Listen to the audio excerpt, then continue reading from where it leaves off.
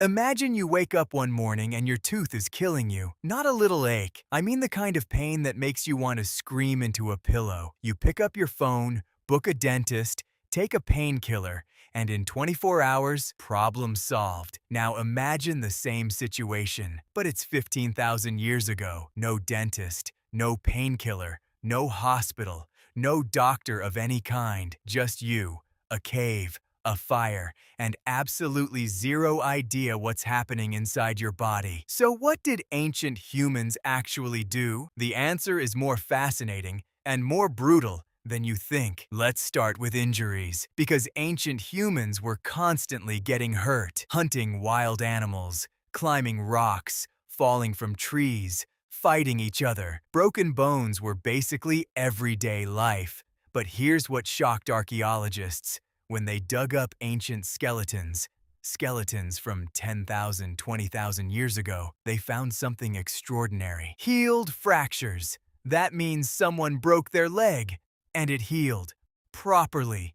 That doesn't happen by accident. Someone set that bone. Someone kept that person still and safe while it recovered. Someone brought them food and water for weeks. This tells us something incredibly important about early humans. They took care of each other, even when it was difficult, even when it cost them resources, because they understood one thing: tribe that abandons its injured members doesn't survive. Now let's talk about their version of a pharmacy: the forest. Ancient humans were incredibly good at observing nature. They watched animals. They tested plants. Over thousands of years, they built up a library of natural remedies passed down through generations by word of mouth. Willow bark, the same tree you see in parks, contains salicylic acid. That's basically aspirin. Ancient Egyptians and Sumerians were prescribing it 5,000 years ago for fever and pain. Turmeric, the orange spice in your kitchen right now, was used to clean wounds and reduce swelling. We now know it contains curcumin, a powerful anti-inflammatory compound. Garlic. Yes. Garlic was one of the most powerful medicines in the ancient world. It has natural antibiotic properties. Ancient Egyptians fed it to pyramid workers to keep them healthy. Honey, raw honey, was used to cover wounds because it prevents bacterial growth. This actually works. Modern hospitals sometimes still use medical-grade honey today. These people didn't have chemistry labs. They didn't have microscopes. But through pure observation and thousands of years of trial and error, they discovered real medicine. Some of it was so effective that we still use it today. Of course, this knowledge didn't come for free. Every plant they discovered it by testing it on real people. Someone ate the wrong berry and died. Someone drank the wrong root tea and had terrible hallucinations. Someone rubbed the wrong leaf on a wound and it got worse. This was genuinely brutal. Real people paid with their lives so that future generations could know what works and what doesn't. Think of it as the world's most dangerous scientific experiment, running for thousands of years.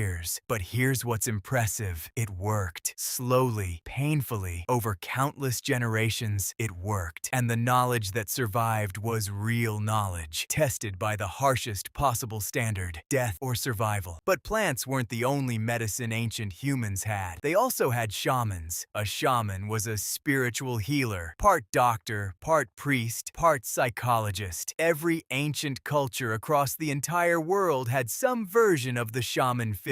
From Siberia to Africa to the Americas. When someone got sick, the shaman would perform rituals: chanting, dancing, drumming, burning special herbs, sometimes wearing animal masks. It looked like magic. But was it completely useless? Actually, no. Modern science has discovered something called the placebo effect. If you genuinely believe something will heal you, your brain actually releases chemicals that can reduce pain, lower stress hormones, and even improve immune function. When a sick, terrified person was surrounded by their entire tribe, watching a shaman perform a powerful ritual on their behalf, they felt hope. They felt supported. They felt like the universe was on their side. And sometimes, that was enough to survive. Shamans also knew plant medicines. Many shamanic rituals involved burning medicinal herbs that had real antibacterial properties. The smoke itself was sometimes doing performing actual medical work, even if no one understood why. Let's go back to that toothache from the beginning, because the truth is pretty horrifying. Ancient humans actually did dentistry. Archaeologists found evidence of tooth drilling in Pakistan dating back 9,000 years. They used sharpened flint tools, essentially tiny stone drill bits, to hollow out infected teeth with zero anesthesia. Imagine that for a second. Someone holds your head still. Someone else takes a piece of sharpened flint and starts drilling into your tooth by hand while you are fully awake. But here's the thing. People actually agreed to this because the alternative was worse. An untreated tooth infection could spread to the jaw, then the brain, and kill you. So yes, the stone drill was terrifying, but it was better than dying. They also used beeswax as a primitive filling material. 6,500-year-old teeth have been found with beeswax still inside them. But the most mind-blowing medical procedure ancient humans performed was brain surgery. It's called trepanation, and it involves drilling or cutting a hole into someone's skull. We have found over 13,500 trepanned skulls from ancient sites all over the world. Some are 8,000 years old. And here's the most incredible part. Many of these people survived. We know this because the bone around the hole had healed. That means the patient lived for months or years after the surgery. Why did they do it? Probably for severe headaches, seizures, mental illness, or head injuries from battle. They believed cutting a hole in the skull would release the evil spirits causing the problem. The reasoning was wrong, but the surgery sometimes worked, probably because it relieved pressure on the brain from swelling or blood clots. They accidentally discovered neurosurgery thousands of years before we understood how the brain works. Of course, we shouldn't romanticize ancient life too much. The reality was incredibly hard. A simple cut could get infected and kill you within days. Childbirth was one of the most dangerous things a woman could do. A bad winter meant starvation, which destroyed the immune system. Parasites were everywhere,